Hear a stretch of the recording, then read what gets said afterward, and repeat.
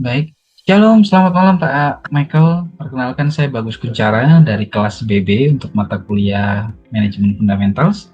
Izinkan saya kali ini untuk sharing elaborasi hasil pembelajaran dari sesi 9 sampai 12 tentang middle management yang berkolaborasi untuk mencapai perubahan baik yang signifikan pada industri usaha atau bisnis yang sedang dijalani. Studi kasus kali ini saya gunakan pengalaman pribadi ketika tergabung di APP Sinarmas Jambi. Waktu itu menjadi bagian dari Sustainability Campaign Team untuk sertifikasi IFCC PEFC.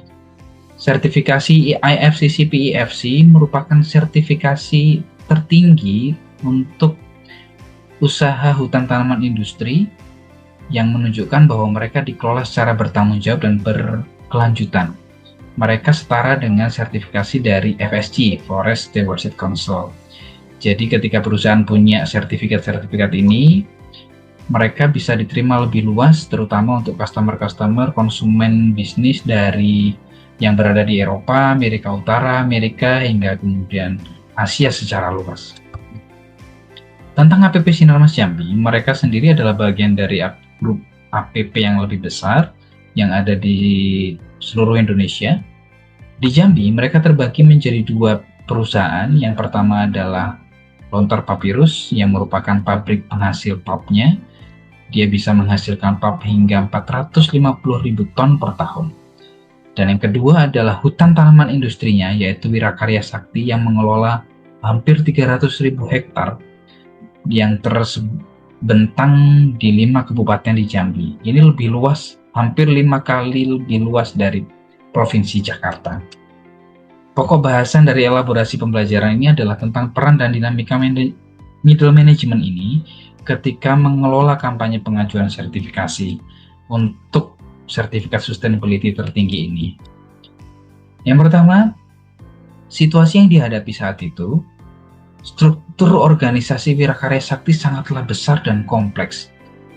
Jadi mereka dipimpin oleh FOD, Director of Forest, yang membawahi beberapa departemen, yaitu Plantation, Harvesting, Planning, Conservation, HR, Finance, kemudian R&D, Nursery, lalu Community and Safety.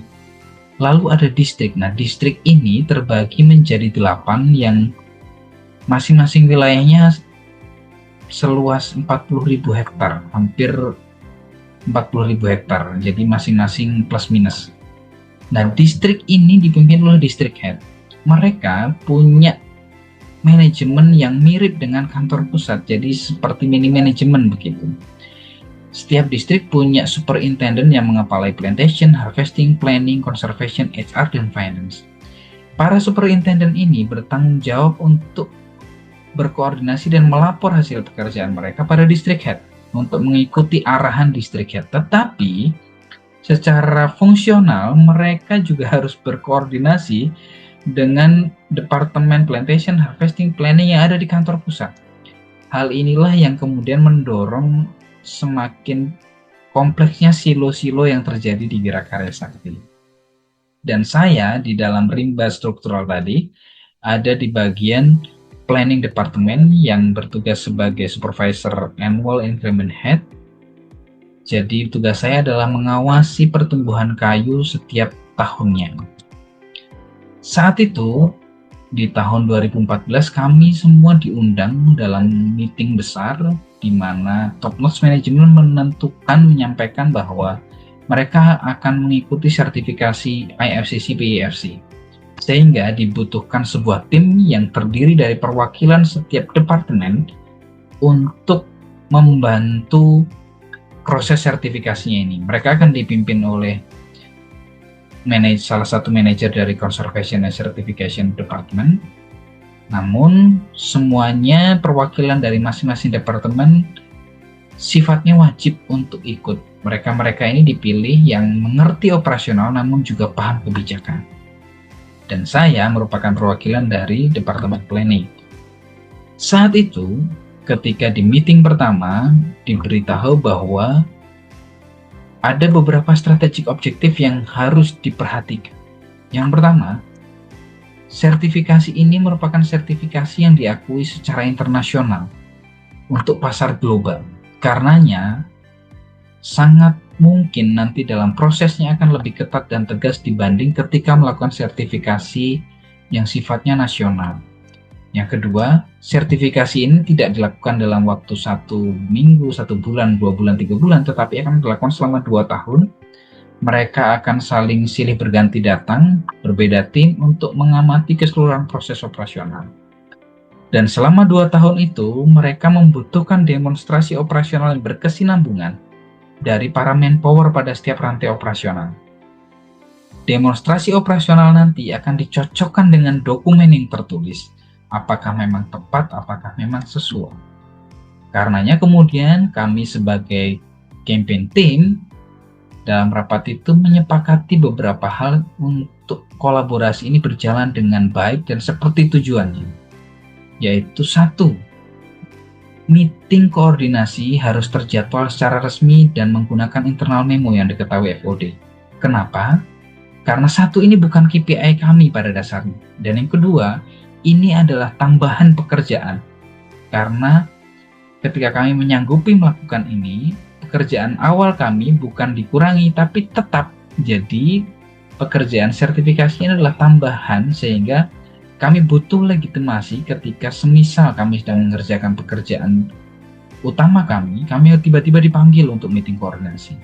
Sehingga ini bisa menjadi kesepakatan bersama. Yang kedua, tim sertifikasi akan dibagi menjadi 2, yaitu tim yang mengelola dokumen dan yang kedua tim yang mengelola operasional. Tim dokumen ini bertanggung jawab untuk mengelola semua dokumen yang dibutuhkan oleh tim sertifikasi. Dan ini butuh tim khusus karena sangat banyak dan sangat besar yang dikelola dokumennya. Sedangkan tim operasional juga tidak kalah penting. Mereka diperlukan untuk mengumpulkan opsi-opsi area yang dapat lakukan asesmen. Kenapa dibutuhkan opsi area? Karena tim sertifikasi ini dalam menilai operasional nanti akan menggunakan metode sampling yang pemberitahuannya on the spot. Kita tidak pernah tahu dia akan melakukan sampling ini di awal, di tengah, atau di akhir dari 2 tahun itu. Atau tiga-tiganya. Jadi ketika mereka menilai nanti, mereka akan langsung menunjuk petak mana yang akan dikunjungi. Petak ini, petak itu, atau petak yang di sana. Karenanya, tim operasional ketika mendapat info akan dikunjungi petak sini, kami bertugas untuk mengkondisikannya, untuk mengelolanya. Dan komunikasi kami waktu itu menggunakan radio SSB ataupun walkie-talkie, karena itu komunikasi yang paling cepat dan murah. Kami tidak bisa membangun BTS di lahan seluas itu dan akan cukup costly.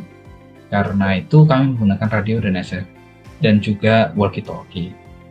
Kemudian yang paling penting adalah dalam kolaborasi ini, kalau nanti kami menemukan kesalahan dalam rantai operasional dan kami sudah tahu siapa yang salah dan salahnya di mana, perlu disepakati bahwa dalam proses sertifikasi ini harus berlaku yang namanya amnesti operasional. Bahwa semua kesalahan diketahui, ditemukan untuk diperbaiki, bukan untuk cari siapa yang salah dan kemudian dihukum. Hal ini sangat penting karena pada dasarnya setiap departemen tidak ingin departemen dinilai tidak mampu melakukan SOP, tidak mampu melakukan pekerjaannya dengan baik. Karenanya ketika ini disepakati, menjadi akan lebih mudah dan bisa meruntuhkan silo-silo itu. Dan benar, ketika kami bekerja, kemudian ditemukan bahwa semua departemen itu selalu punya masalahnya masing-masing, punya critical point masalahnya masing-masing. Seperti nursery yang perlu dicek tanamannya ini adalah hasil penyilangan biasa atau modifikasi genetik, seperti plantation yang mengalami keterlambatan operasional karena terlambat juga handover dari tim tebang, harvesting yang suka melakukan penebangan di pohon di bawah usia 3 tahun, lalu planning yang harus mengubah semua rencana tahunan di dalam tahun berjalan itu, dan ini terjadi semuanya. Karenanya kemudian kami berusaha mencoba merumuskan bahwa semua critical area ini ada terikat dalam satu impact area yang bernama lacak balak. Dan lacak balak ini adalah situasi di mana setiap kayu yang sampai ke pabrik dari petak itu harus bisa dirunut dari mana asalnya hingga titik koordinatnya. Nah, untuk mendapatkan data itu dibutuhkan perbaikan dari semua departemen ini, karena dokumennya itu saling berkaitan, saling beririsan, dan saling mempengaruhi. Karenanya kemudian high impact area inilah yang perlu kami kerjakan dalam 2 tahun itu. Akhirnya di akhir tahun kedua, sertifikat ini bisa didapat dan dicapai oleh HPP Sinarmas Jambi. Dan kami menemukan beberapa kesimpulan untuk mencapai perubahan itu. Yang pertama, bahwa proses campaign sertifikasi ini justru menjadi mekanisme evaluasi secara holistik dari operasional kami. Dan karena kami sudah berhasil mendapatkannya, maka kemudian euforianya itu menjadi momentum strategis untuk perbaikan KPI dari tiap departemen. Bahwa bagaimana KPI kami menjadi semakin tajam, strategis, efisien, dan efektif mengikuti panduan dari apa yang sudah selama 2 tahun itu kami kerjakan. Lalu yang kedua, restu visi dan kepemimpinan dari top-notch manajemen sangatlah berpengaruh pada kinerja kolaborasi kami. Sangat berbeda atmosfernya ketika kami diberitahu ini semua untuk memperbaiki kesalahan, bukan untuk menghukum kesalahan. Jadi jangan ragu untuk bekerja menemukan mana rantai yang keliru. Dan yang ketiga, komunikasi itu kemudian menjadi bisa lebih baik ketika tujuan dari awal terdefinisikan dengan jelas dan rewardnya juga jelas, bahwa kami akan mendapatkan kenaikan gaji, kami akan mendapatkan KPI yang lebih baik. Itu sangat berpengaruh pada atmosfer pekerjaan dan juga semangat kerja para middle management ini. Demikian Pak Michael, penyampaian elaborasi pembelajaran dari saya. Terima kasih untuk waktunya. Semoga semua kita sehat-sehat selalu dan berkati.